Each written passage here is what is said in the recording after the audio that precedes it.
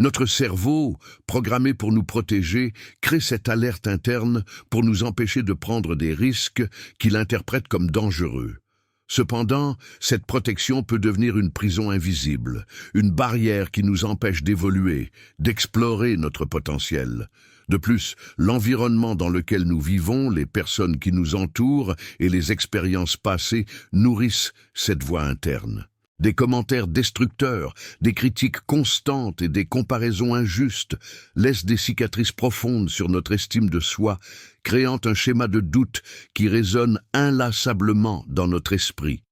Mais c'est à ce stade précis que nous pouvons agir. Le premier pas pour faire taire cette voix est de la reconnaître pour ce qu'elle est vraiment. Juste une pensée, et non une vérité absolue. Développer la conscience de l'apparition de cette voix et apprendre à questionner sa validité est essentiel.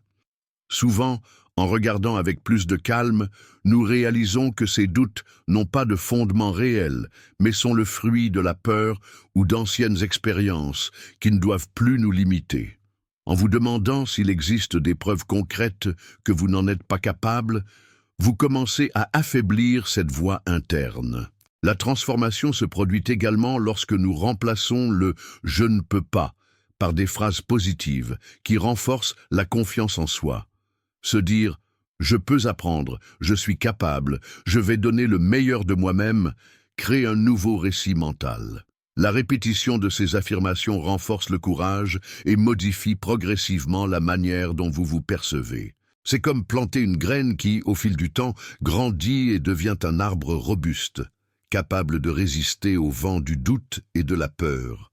De plus, il est fondamental de cultiver un environnement interne et externe qui favorise ce changement. S'entourer de personnes qui croient en vous, chercher de l'inspiration dans des histoires de dépassement et investir dans la connaissance de soi sont des pratiques puissantes pour nourrir cette nouvelle voie positive. L'auto-soin, la méditation, la réflexion et la pratique de la gratitude aident également à renforcer cette transformation, rendant plus difficile pour la peur de reprendre le contrôle. Souvenez-vous, la voix négative peut être persistante, mais elle n'est pas invincible. Chaque fois que vous choisissez de croire en vous-même, vous construisez une forteresse intérieure que aucun doute ne pourra renverser. Et en réduisant au silence cette voix qui insiste pour dire que vous n'y arrivez pas, vous ouvrez la voie à la véritable force qui existe déjà en vous pour briller et guider votre vie vers la réalisation de vos rêves. Un autre point essentiel pour faire taire cette voix intérieure négative est de valoriser les petites victoires du quotidien. Souvent, nous nous sentons incapables parce que nous voyons le succès uniquement comme quelque chose de grandiose, lointain et presque inaccessible. Cependant, la vérité est que les grandes réalisations sont composées de petits pas, d'avancées discrètes qui, lorsqu'elles sont additionnées, construisent un progrès solide et cohérent. Célébrer ces victoires quotidiennes, même si elles semblent simples ou triviales, renforce l'estime de soi et fournit des preuves concrètes à l'esprit que vous avancez bel et bien. Tenir un registre de ces moments, que ce soit dans un journal, dans des notes sur votre téléphone ou même à travers des images, peut devenir un outil puissant pour retrouver votre confiance dans les moments de doute et de découragement. De plus, il est crucial de s'entourer de personnes qui croient en vous. L'isolement ou la compagnie négative n'augmente que le bruit de cette voix interne qui cherche à vous abattre. Avoir un réseau de soutien, composé d'amis sincères, de membres de la famille affectueux ou de mentors expérimentés qui reconnaissent votre valeur et vous encouragent, fait toute la différence dans la construction de la confiance en soi. Partagez vos objectifs, vos défis et même vos vulnérabilités avec des personnes de confiance apportent non seulement du réconfort, mais renforcent également votre conviction quant à vos capacités. Voir d'autres personnes faire face à leurs propres doutes et surmonter leurs peurs peut être une source d'inspiration continue, rappelant que la lutte contre l'insécurité est commune et que la croissance est possible pour tous. Une autre dimension fondamentale pour réduire la voix négative est de cultiver la compassion envers soi-même. Cette voix interne critique arrive souvent avec un jugement sévère, une exigence excessive qui, au lieu de motiver, finit par paralyser et affaiblir. Il est vital de se rappeler que nous sommes humains, vulnérables et imparfaits, sujets aux erreurs, aux faux pas et aux échecs, et que ces moments ne sont pas des signes de défaite, mais plutôt des occasions précieuses d'apprentissage, d'autodécouverte et de croissance. Se traiter avec gentillesse, accepter ses propres limites, se pardonner pour les dérapages et accepter ses imperfections construit une base interne solide, capable d'affaiblir le pouvoir corrosif de cette voix négative. En créant un environnement interne accueillant et aimant, la confiance en soi peut fleurir véritablement, avec des racines profondes. Des pratiques simples d'autocompassion, comme se parler comme on le ferait avec un ami cher en difficulté, ont un impact transformateur sur le quotidien. De petits gestes quotidiens, comme noter ses qualités personnelles, reconnaître ses accomplissements, même modestes, et cultiver un dialogue intérieur positif, aident à reprogrammer ce discours interne destructeur.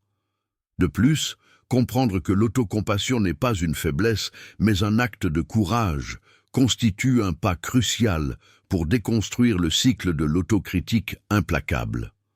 Cependant, l'aspect le plus décisif est peut-être le courage d'agir, même en présence de cette voix négative.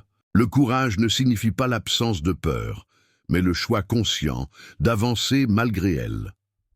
Chaque petite action entreprise, chaque pas fait, même hésitant, représente une victoire contre le doute et renforce la confiance intérieure. Agir offre des preuves tangibles à l'esprit, montrant qu'il est possible de surmonter les défis, que les obstacles peuvent être franchis. Avec une pratique constante, cette voix qui dit que vous n'y arriverez pas devient de plus en plus un murmure lointain, tandis que votre détermination, votre résilience et votre force intérieure grandissent et se consolident. Enfin, lorsque la voix négative persiste intensément, accompagnée de sentiments profonds de faible estime de soi, d'anxiété ou même de dépression, solliciter de l'aide professionnelle est un acte de courage et d'amour de soi. Psychologues, thérapeutes et autres spécialistes disposent de techniques et d'outils capables d'aider à identifier les racines de ces pensées autodestructrices, à travailler sur les émotions réprimées et à promouvoir une véritable transformation émotionnelle. Cet accompagnement renforce non seulement la confiance en soi, mais ouvre également des portes vers une vie plus équilibrée, légère et pleine de sens. Ainsi, faire taire la voix qui dit que vous n'y arrivez pas est un processus continu qui demande de l'autoconnaissance, de la patience et une pratique constante. C'est un parcours difficile, mais absolument possible.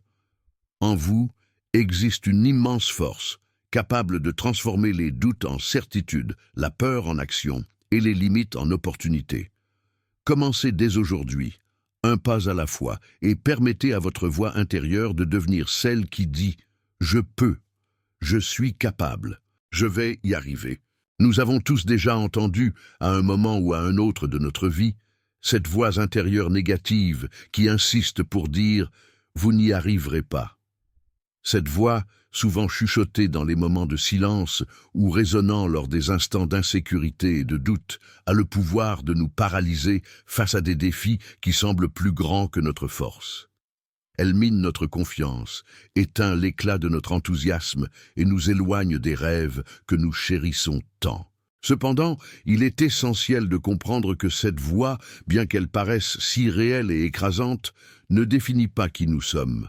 Elle n'a de pouvoir que celui que nous lui accordons.